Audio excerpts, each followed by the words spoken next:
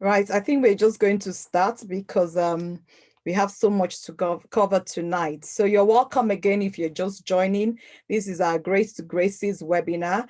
I'm going to be introducing the webinar in a minute, but I just wanted to tell you a bit about Grace to Graces. So Grace to Graces is a faith-based registered charity in the United Kingdom with a Christian ethos that supports women who have suffered abuse.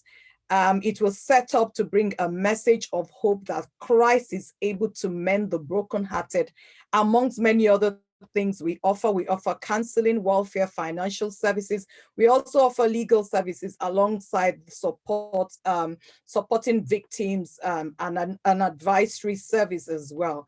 We have had our Break to Silence campaign over many years, and we work with cultural and religious groups to raise awareness of domestic violence and to remove the stigma around the reporting of abuse in our community. We have a particular focus on victims of domestic abuse and primarily support these women through the provision of a counseling helpline that's been really busy in this season of the lockdown. And this is run mainly by volunteers.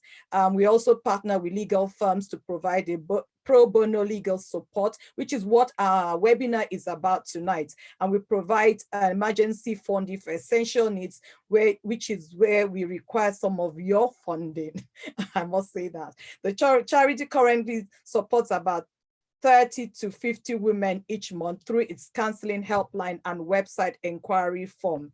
With the current pandemic and lockdown, we have heard from women in abusive relationships who are using the counseling helpline that they are at increased risk of the perpetrators. And this has been on the increase day by day. We know there's underreporting in the domestic abuse of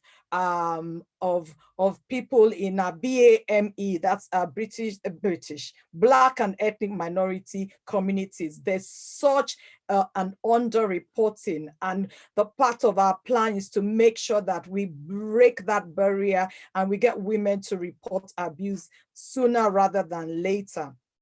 We also have issues where the languages in barrier, immigration status, and just inability to access funding, which I think we're going to talk a bit about tonight. So we are committed. Grace to Graces is committed to give a voice to the voiceless in all of these areas that I have mentioned. And I'm going to go straight on to introduce our speaker for tonight. Our speaker tonight is Fadero. Is a lawyer that specializes in civil litigation, has been practicing law for over 20 years.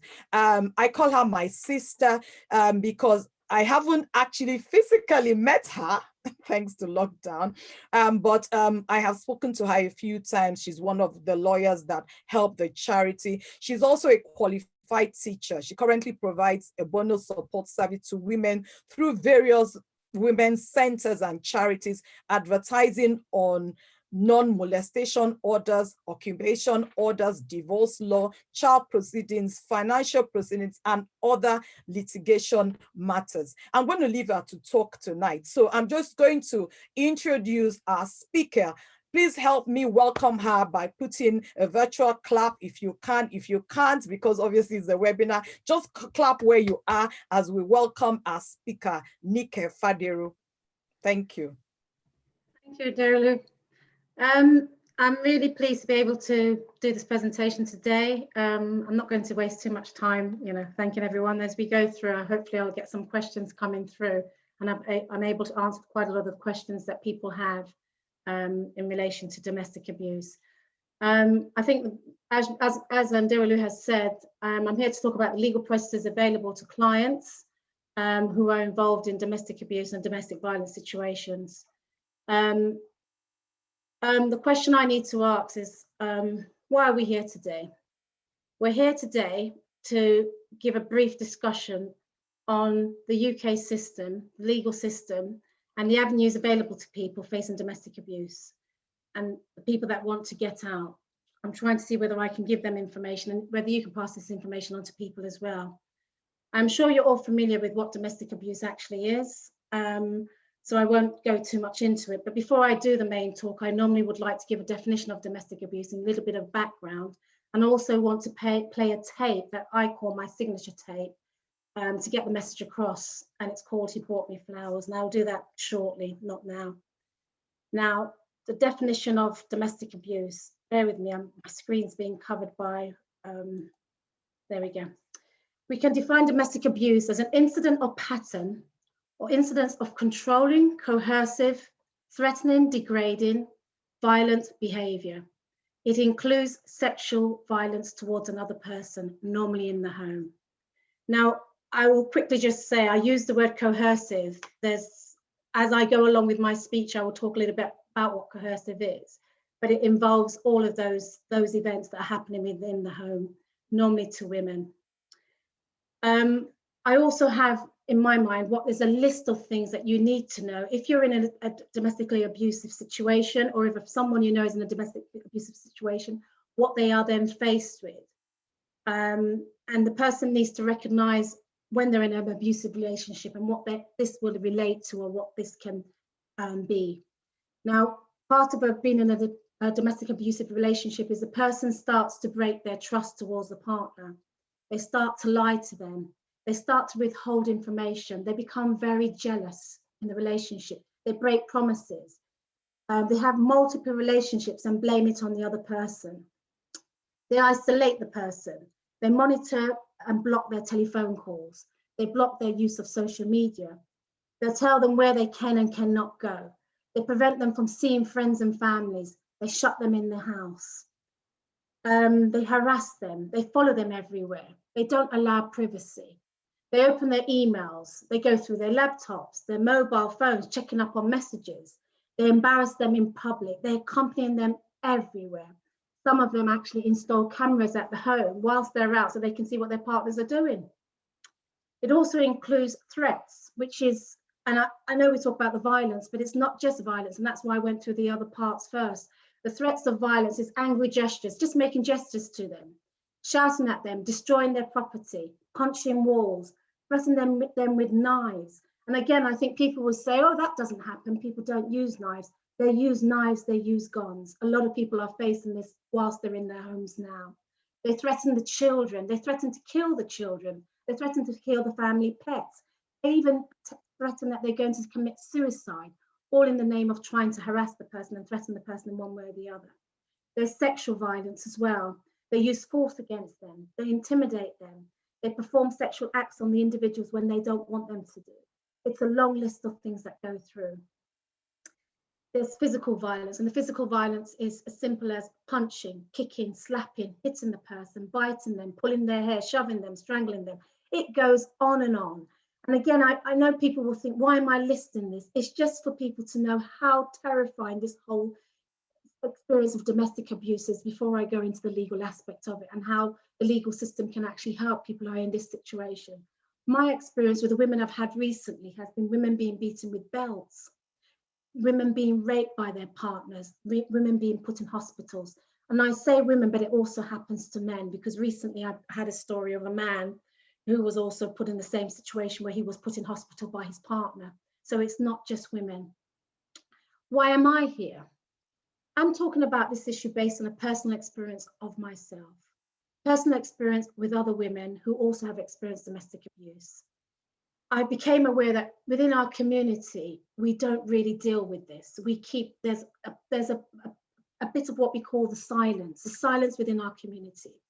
I think it's worse still now with the lockdown, that the incidences have risen. It just keeps going on, and unless people keep talking, it will not stop. This session is not only to enlighten you, but it's also to make you aware of the civil processes available to men and women who are dealing with domestic abuse. My personal experience as a domestic abuse lawyer has been very traumatic. Just listening to some of the stories has put me to tears on occasions. So you can imagine what the women are all going through.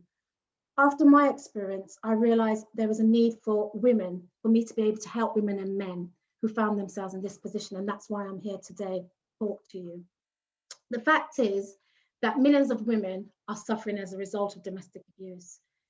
In the UK in 2019, there were 1 in 6 million incidences of women suffering domestic abuse. In 2020, it doubled to 2.3 million. And of course, we know this is a result of the lockdown. So it's still going on, and it keeps going on until there's so much awareness where people can come out of it. The World Health Organization says 1 in 3 women experience domestic abuse in their lifetimes. The research also shows that the ages between 16 and 24 are more likely to experience domestic abuse. Now, that's when you're extremely young, you're extremely timid. So you can imagine getting into a relationship between the age of 16 and 24, and you're stuck with it for life, which has happened to a lot of women I know. It could be a close friend of yours. It could be a neighbor. It could be anybody. Domestic abuse doesn't discriminate. The victim does not look in a particular way. It can happen to anyone. No matter your race, your religion, your education, qualification, your socio-economic background, it is everywhere. Some think it happens to women. Yes, we're talking about women today, but it also happens to men. Only 85% of domestic abuse happens to women. The rest of it is obviously men. It happens in an intimate, interdependent, long-term relationship in our homes, within the family. This is the last place where you want to actually experience violence, especially during the lockdown when you want to have a peaceful environment. The fact is, if you take no action and no action is taken by that individual, it could cause the death of that person. And I think that's the worst case scenario, where they could be dead. Finally, I have to say that most victims do not leave. They stay on for years and years.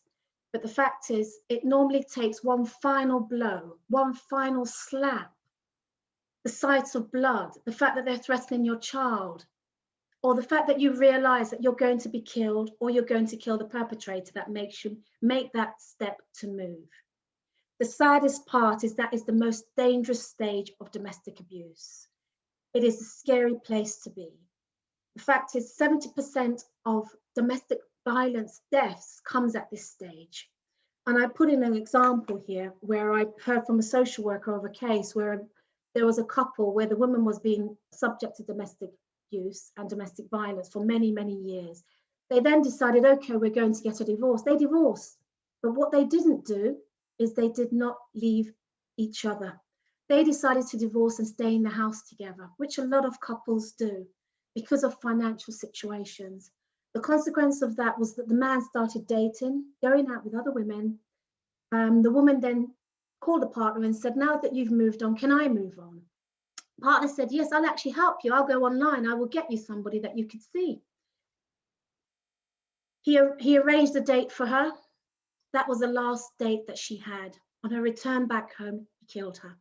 Now, the reason why I'm saying this is that I'm talking about the dangers. At this stage, the perpetrator thinks if he can't have her, nobody else can.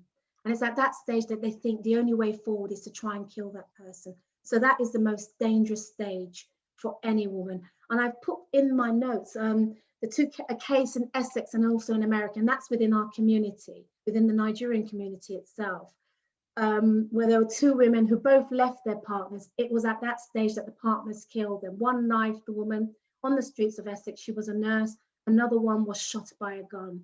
I mean, it just shows how serious this can be. But if you don't seek help, then you don't get the protection, then you're putting yourself at risk. And I think that's the simple story that I'm putting here. Now, before we go on with questions, I want to play this clip. He brought me flowers. It's only a couple of minutes, but I always play this clip because it actually is, it sends out the message as to what I'm trying to say and what most of us are trying to say in relation to domestic violence. It should not be allowed. The clip at the end, it states that love is often described as a feeling of being inexplicable. It makes us endure things that we ordinarily would not experience. What are you enduring? That is the question. DV should never be endured. Domestic violence should never be endured. Choma, is there any way you can put the clip on now?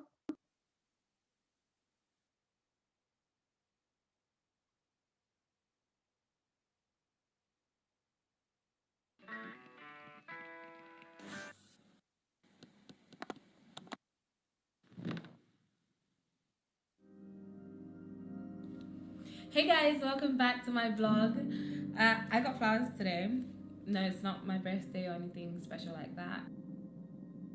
The decision has led to massive We had an argument last night, and he said a lot of cruel things that really hurt my feelings, but I guess he's sorry because he got me these flowers today.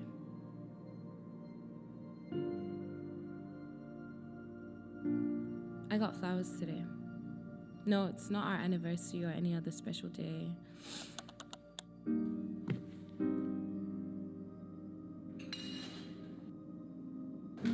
Last night he threw me into a wall.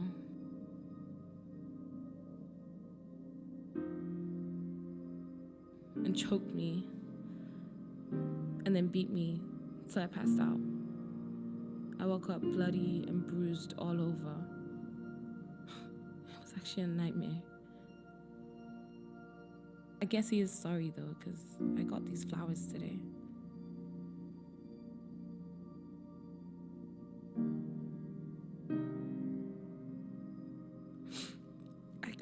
I got flowers today. No, it's not Mother's Day or any other special day. Last night he beat me again and again and again. It was worse, much worse than any other day before.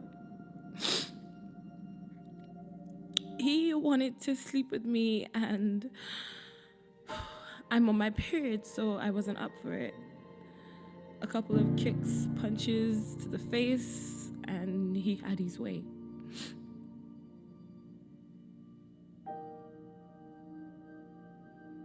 I got flowers today, and today is actually a very special day. It's the day of my funeral. Last night he beat me to death. If only I had the courage and the strength to leave him, maybe I wouldn't have gotten flowers today. Thank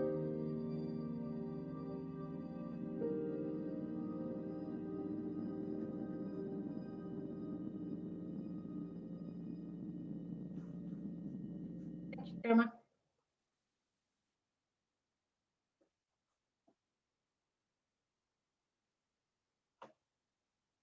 I think we want to go for some questions now. Yes, thank you so much. Thank you, Nika. Thank you. Every time I watch that clip, I sigh. And I just pray that, women will really step out and leave those relationships. Just have the boldness to. There are many things that are holding them bound, and we're going to touch on those things even as we ask questions. And I'm going to ask the audience or the participants to please put their questions where you've got Q&A in your on your screen. You will see Q&A. Please begin to populate some questions that you might ask for Nika this evening. So Nika, I'm going to ask you some questions. Can I find out if I'm still sharing my screen? No, you are not. Excellent. I'm trying to get out of I can see you. Okay. I'm trying to get out of this. Bear with me. No, you're not sharing your screen. Excellent. Are you ready now? Yes, go ahead. Okay, thank you. So Nika, what are the legal rights of someone experiencing domestic abuse? Okay. That's a very wide question, I would say. But I think the simple fact is, if you're experiencing domestic abuse and you're frightened of your partner or your former partner, you have a right and you're protected under the law. There are two different avenues you can go through in order to ensure that you get some safety. So you've got the criminal law side of it and you've got the civil law. I don't deal with the criminal law aspect, but the fact is that you have a right not to be assaulted by someone you live with, just like any other stranger. You have a right to be protected under the law. And in order to do so, if you are planning to go down the criminal route, you'll have to go via the police and through the criminal process. Now, I will stop there because, like I said, I'm not a criminal lawyer. What I am is a civil lawyer. And I think the fact is that you have a right under the law not to be abused, not to be harassed, and not to be hurt by anybody else whilst you're in your home or even outside your home. And you have a right to keep that person away from you at the time of the abuse. The person can come to your house and you can call the police and they can be removed from your property. So your rights are there. Obviously, under the civil route, you would apply for various orders. And I think you mentioned a couple of them, a non-molestation order, which gives you the right and the protection for the person not to molest you, not to harass you anymore. And then you've got the occupation order as well, where the courts can tell you that you can live in your house without the perpetrator living there anymore. Obviously, there's a long process of going through that through the court, but if you get legal advice, you get the support you need, you can go through that system. If the individual breaches those orders, they're up to 5 years imprisonment for them. So obviously it's a very serious order if it's given to you. I think the other thing is, if you know you're faced with it, I think the most important thing is to get out, find emergency accommodation, don't stay in that environment, especially if your life is at risk.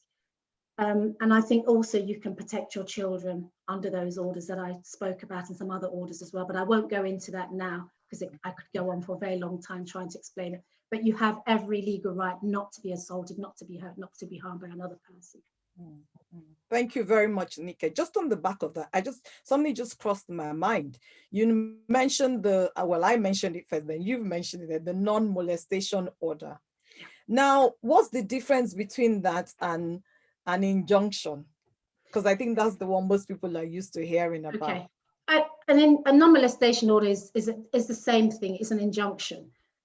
You're using the same words. It's the same. It prevents someone from doing something to you. The courts give that person the right for the other person to stop doing something to. It's the same thing. I think you use more or less. You use an injunction in the criminal courts, but it's exactly the same thing that you would get. There's no difference between. It's just words and terminology. There's no difference. It's an injunction. Lovely. Thank you very much. So what options does a victim of domestic abuse have if they're unable to afford legal representation, and what are the eligibility requirements?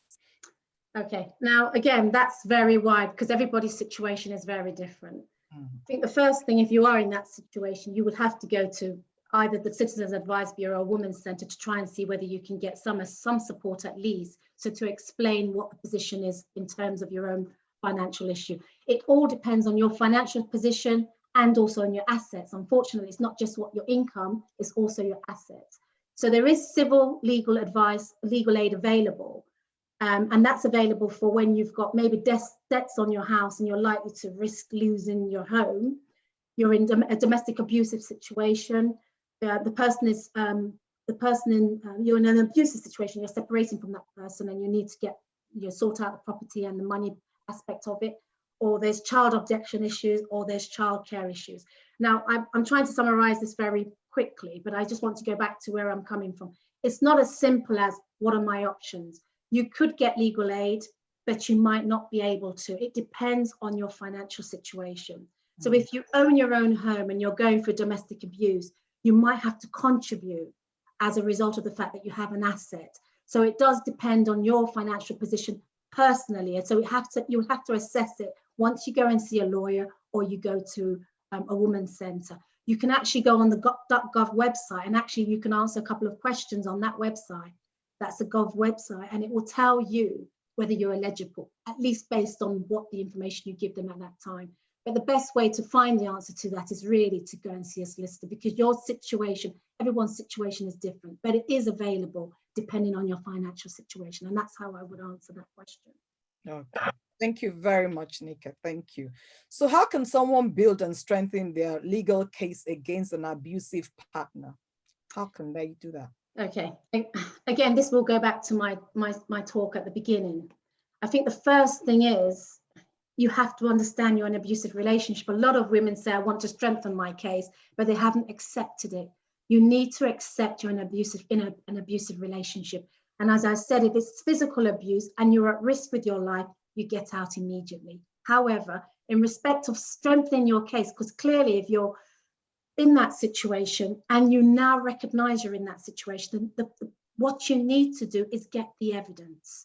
Now, I use that word because you have to, in order to do the applications, the non-molestation order, the occupation order, the child proceedings, whatever it is you're doing, you need evidence. And the evidence could be that from the police, where you've called the police on various occasions. That happens to many women, they forget that they've done this, where you've been abused and you've called the police to come and help you at a time. They ask you, do you want to press charges? You say, oh no, I don't want to. And that happens all the time to so many women. Then there's the issue about whether social services have been involved. So when the police are called, they have a right to contact social services. Social services will come to you and ask you the same questions. So that is another piece of evidence. You've got your neighbours. Maybe a neighbour has called you and said, I hear that you're shouting. Is everything okay? Again, that's your evidence. You can get a witness statement from them. The school, maybe your child has gone to school and said, Daddy has hit me. I'm not safe at home. School has called you. You've tried to brush it under the carpet. There's a note in the school. So part of the issue about strengthening your case is evidence. You have to build on the evidence. But I also say, a lot of us forget things. Write it down in a safe place, maybe on a mobile phone with a code on it. Maybe even write it in a diary and put it in the car. Because you're a person that has been pursued by someone who's possibly checking your every move. But if you have the evidence to strengthen it, is to have the information so that you can give it to the court when you're drafting your witness statement.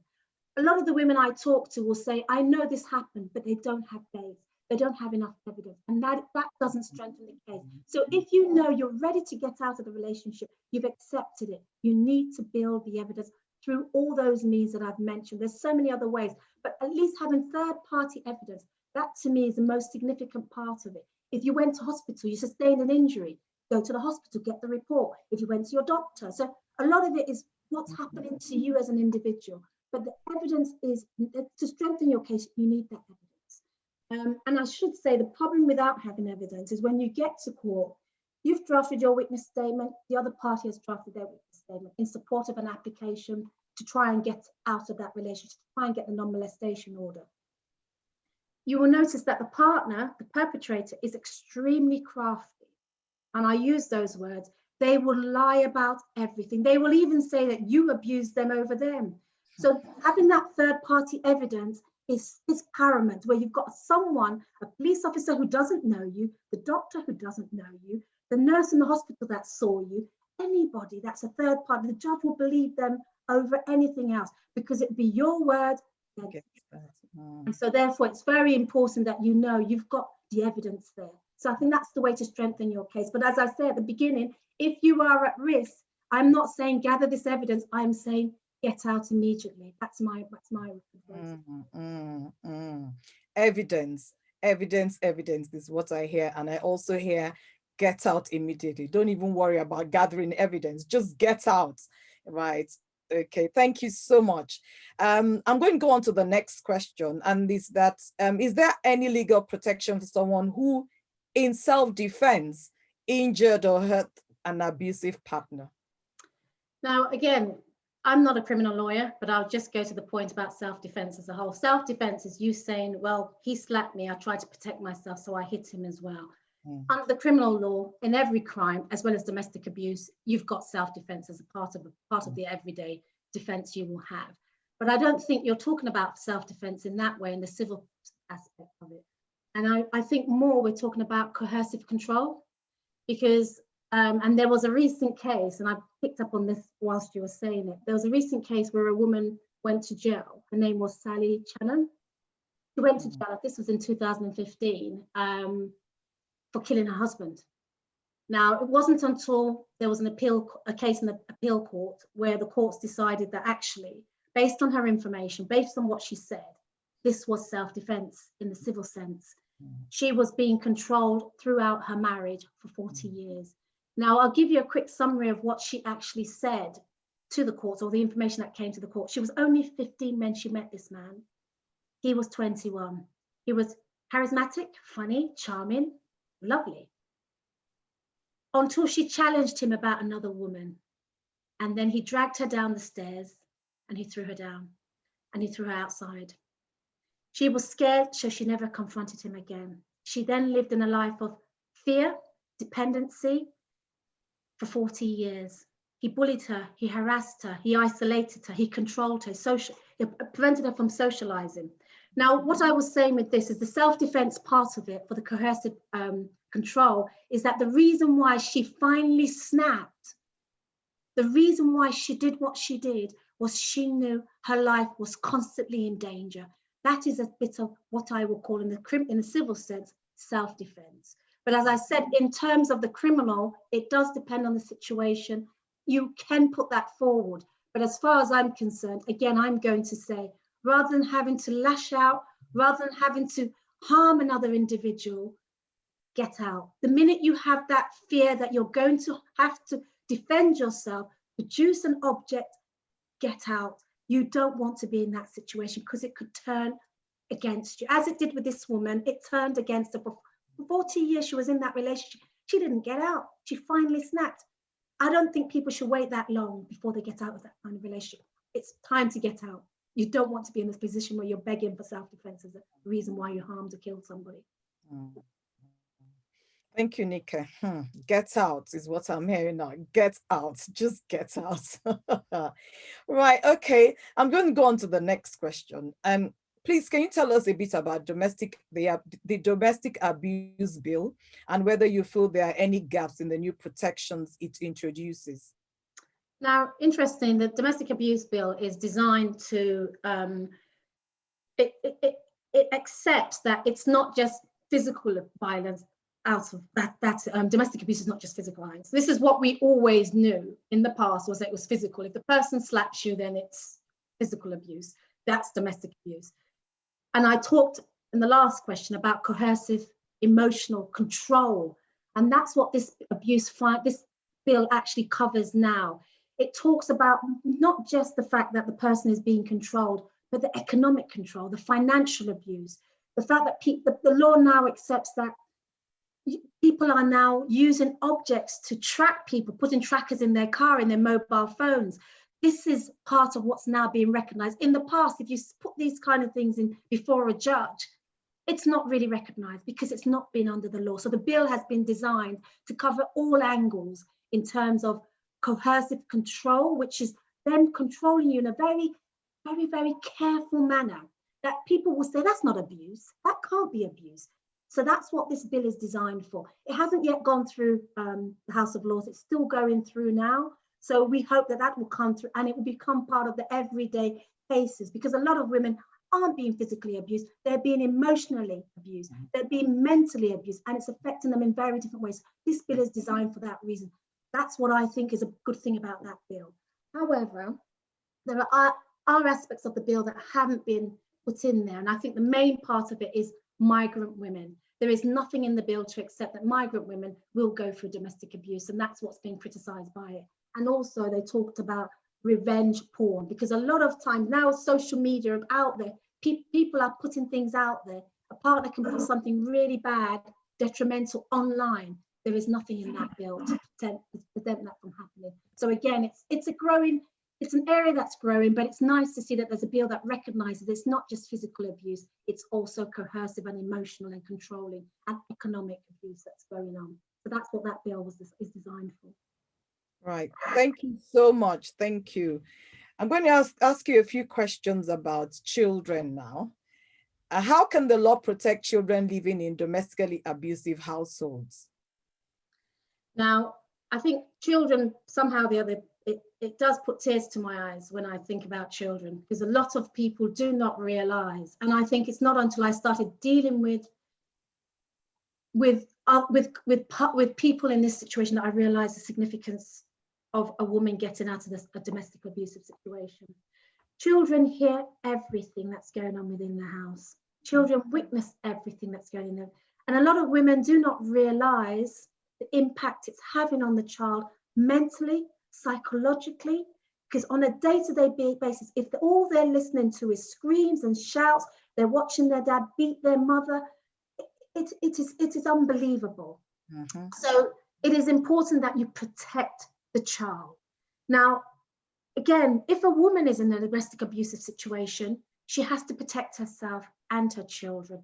So the law, as of now, if you go for a non-molestation order, you can ask the courts to put a clause in there that will protect the child, which means that he cannot abuse, he cannot touch, he cannot take the child away from school. So the non-molestation order is there for that purpose. So you do have that cover where the courts can make an order to that effect. But again, it's about the evidence.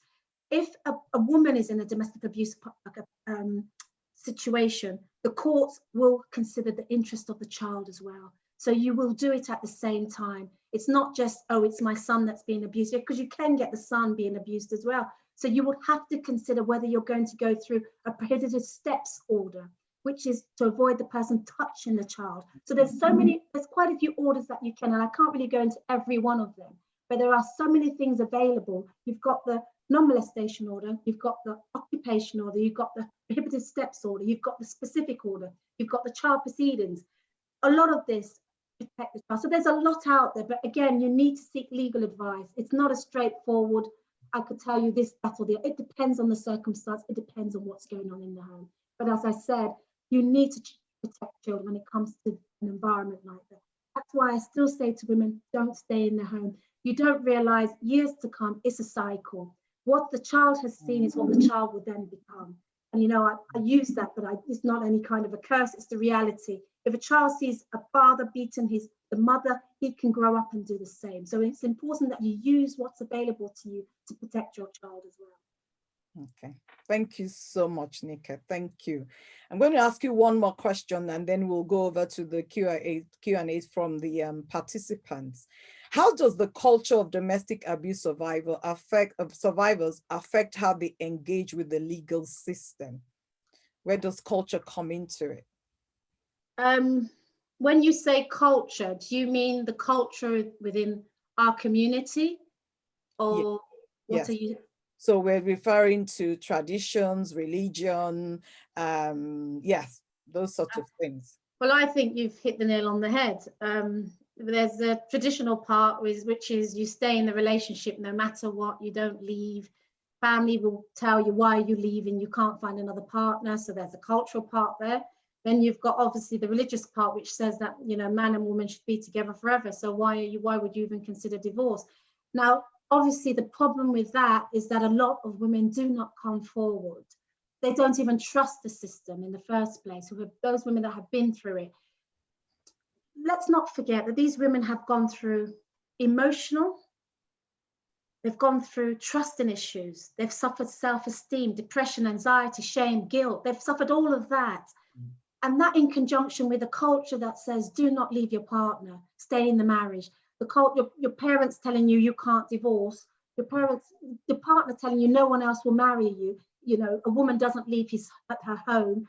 The shame and the embarrassment of telling somebody you're going through domestic abuse, it's even bigger, where women do not talk about it. So the culture is there. So engaging with the legal system, it has to be the final straw for a woman to say, I'm going to talk to somebody.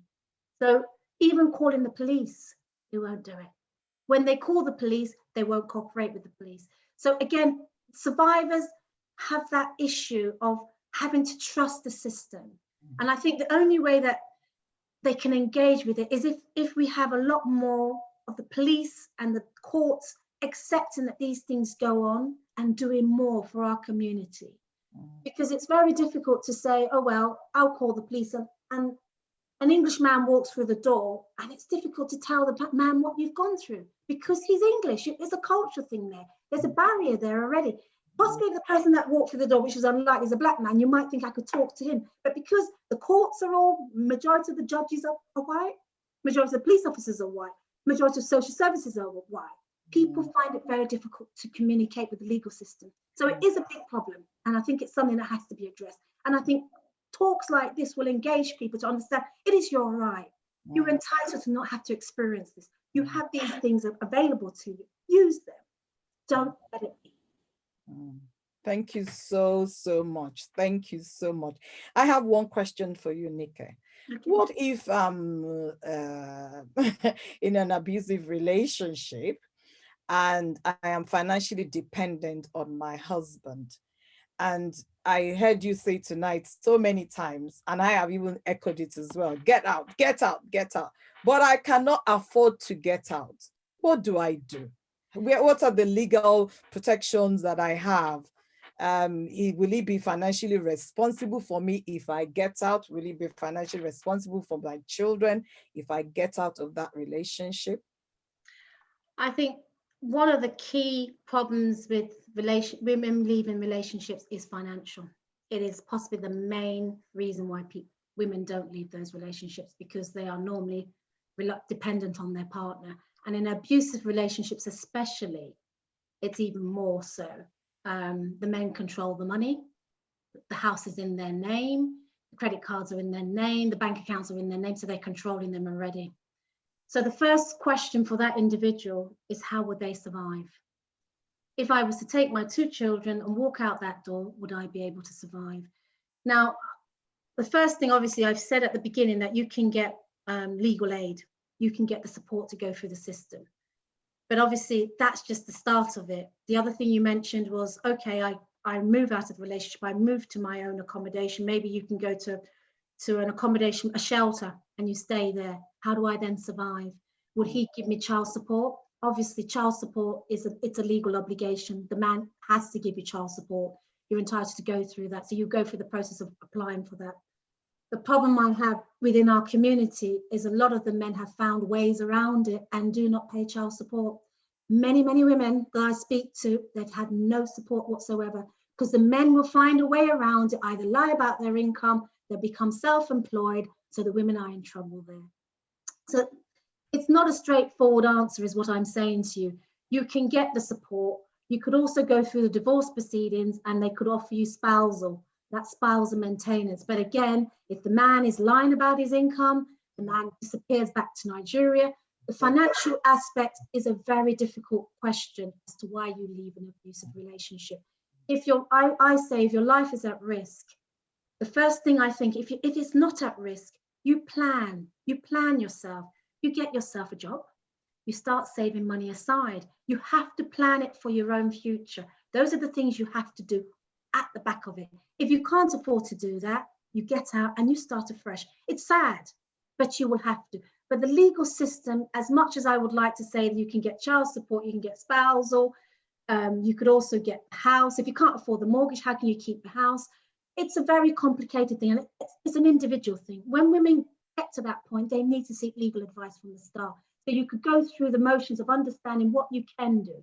You could get the occupation order, which means you push the man out of the house and you stay in there. But if you can't afford to pay the mortgage, you've got a problem. Court can order him to pay the mortgage, like I said, but then he would disappear. He would go off to Nigeria. He would leave the country, go work somewhere else. I've had so many cases where I've tried to support these women, but I've said, you know what? You need to now become financially independent yourself. Take your children and start afresh. My message is the law's there, but it doesn't always work, unfortunately. Thank you. Coming from you, that's serious. It's there, the law is there, but it doesn't always work for you. Thank you so much. So we got some more questions here. How do you support someone who you know is being abused? So you know someone who is being abused, especially if the person has low self-esteem or is too scared to come out. Again, it's a tough one, because what will happen is a lot of women will talk to a friend and say, my partner slapped me last week. In our culture, you have the family intervening. You could have the whole family coming in. How would you smack my daughter? How would you do that? Actually, that is the worst thing you can do when there's been domestic abuse. A lot of people don't realize it. If you approach the perpetrator and tell the perpetrator what they have done, that person is in more trouble than they know. You do not approach the perpetrator. You silently talk to the woman and you give her the support and the material she needs. Like I've given you some information now. That's the kind of information they need. Tell them where they can get the support, and even give them a number of someone they can talk to in confidence as a start. But I don't say you go heavy-handed. Sometimes the woman will tell you, leave me alone. I don't want to know. You have to keep being by their side until, like I said, it's that one slap, that one moment in their minds when they realize, I can't do this anymore. When they get to that point, then you be there. But I tell you, the support, it can be difficult for someone watching their sister go through it, someone watching their relative go through it. It's very hard, or even a neighbor. But the difficulty with that is, unless you know the person's at risk, and I say of being killed, then you call the police. If you know the children are being abused, again, you will talk to the person. If they still don't listen, you might need to call the police, because what you don't want is to find out that something happens to them because you didn't speak. So the support is listening to them, but you need to know at what stage you intervene and get the police or social services involved. It's not a nice thing to do, but you could protect a life. you could actually protect a life. So the support, I say, there's a legal system there, but the support means you need to be able to talk to that person and see where they're at. But you can't jump in and say, that's unacceptable, I'm going to approach the perpetrator. You're putting your life at risk as well, because they could aim for you. So it's very important you're careful with that. It's a very calm approach. Thank you, Nike. There's another question here. How long can you file for a divorce after separation of 6 years as a result of domestic violence? I think what they mean is that they've been away from the partner for 6 years. Is that enough time to file for a divorce?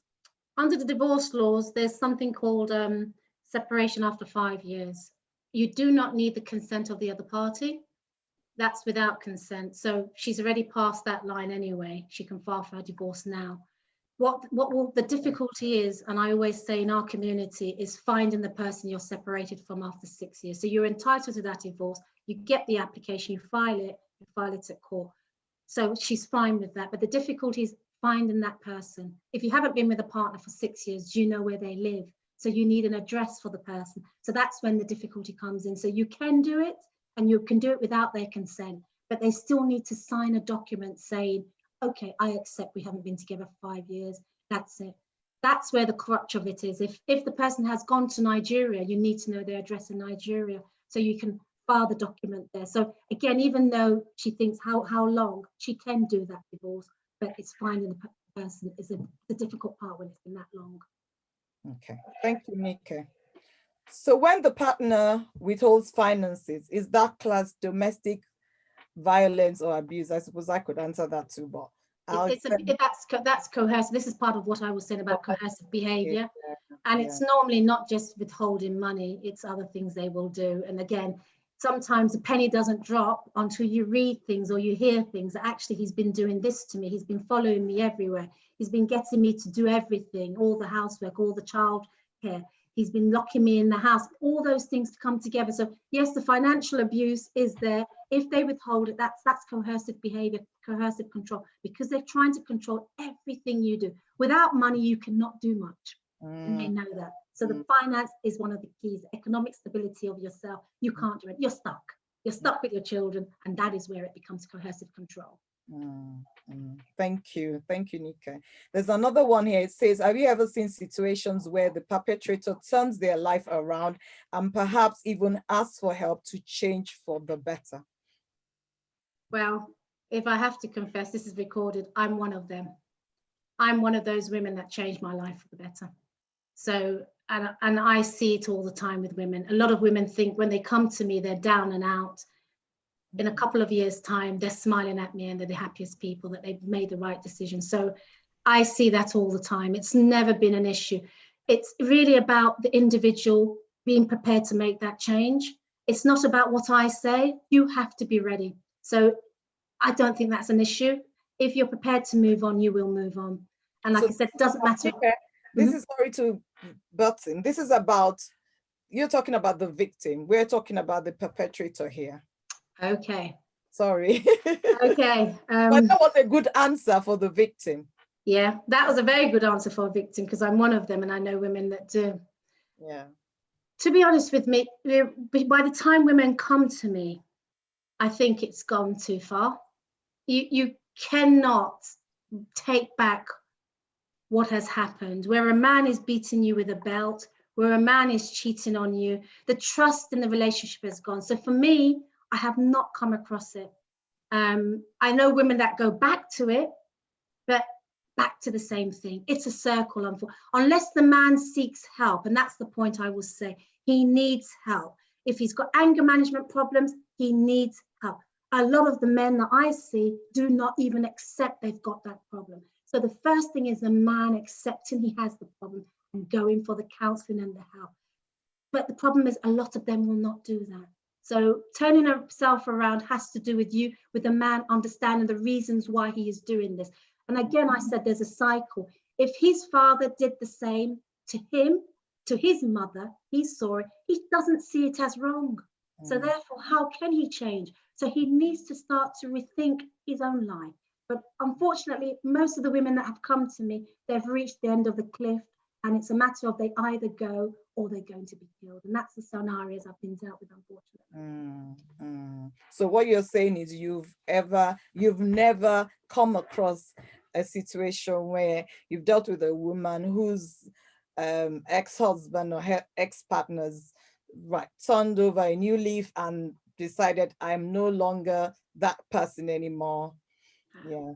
No, Okay. unfortunately, no. I'm not saying it doesn't happen, and it might happen in the marriage in a quiet turn that people don't know, because like I said, they come to me for legal advice, and there's a point where they've reached the end of the relationship, and those are the type of people that come to me, unfortunately.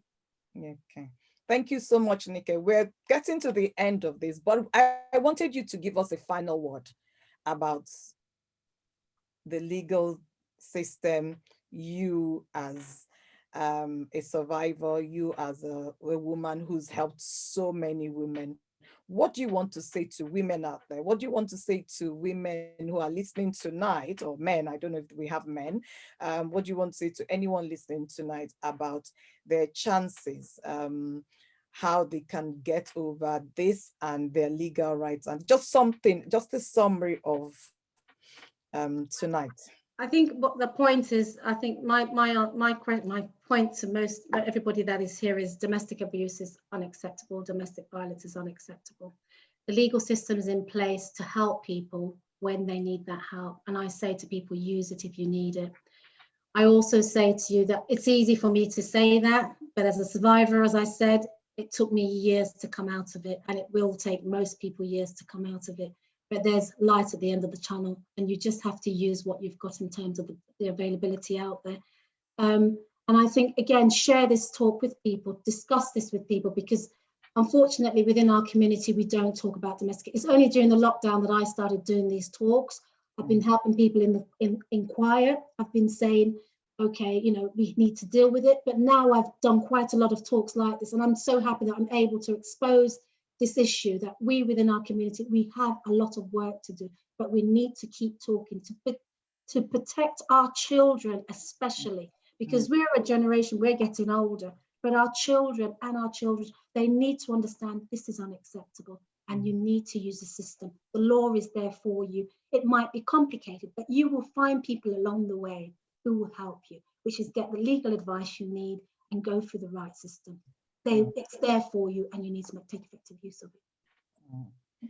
Thank you so much, Nika. I please would ask all of us to help me as we applaud our speaker for tonight for such a for doing such a wonderful job. I wasn't even sure how we were going to cover all of the things that we have covered, but we seem to have covered a lot, Nika. And thank you so much. I'm sure that every single person who's joined tonight have been really blessed by everything you've said. And I just also wanted to say that, you know, there is help out there. You have Grace to Graces as a domestic violence charity, not just the only one. You have many charities out there, but we in particular can boast of being a BAME charity. We cater for the needs of Black and ethnic minorities, and then we also cater for the needs of everyone. So thank you so much. And I just also wanted to say that, you know, visit our website, check us out, see all the things that we do. This year 2020 into 2021 has been amazing. We've done a lot of webinars. If you haven't been in, you haven't viewed any of our webinars, then please go online and check us out. We've got so many webinars that will really bless you. Yes, and so we've come to the end. If you check your charts, you see all the details of the Grace to Graces charity. We want to say a massive thank you to Nika again. Thank you so much. I'm sure we're going to have you again. Thank you so much, and God bless you. And to the rest of us, thank you for joining tonight. Thank you for spending the last hour with us. I've seen so many comments on there about thank you, Nika. They're really grateful that you have joined. They've been blessed. I read so many. I'll just read some there that says that they've been so blessed by this. They're saying that it's been really helpful. So yes, so I think you've done a fantastic job, and we are grateful to you, and God bless you, and may he continue to expand and expand your coast in the name of Jesus.